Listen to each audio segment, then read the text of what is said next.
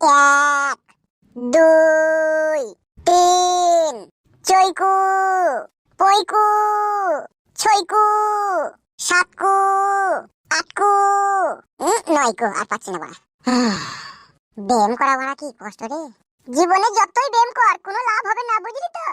কেন বে শালা পতিলামুকো, দুটো বি মারিয়েছো তুমি, তোমার কপালে যে কি কষ্ট আছে তুমি বুঝবা। এই এক শালা কাটা গায়ে নুনের ছিটে দিতে এলো। ঠিকই তো বললাম বে, তুই ঠিক বলার কে বে? তুই দুটো বি করার মর্ম কি বুঝিস বে? তুই বিশাল বুঝিস নাকি? অবশ্যই আমি বুঝি, না বোঝার মতো বাচ্চা ছেলে লয় বে আমি। লে এবার এই ডায়লগটা দে। পালা পালা পালা যা, জানি না পানি না তাহলে বকি না।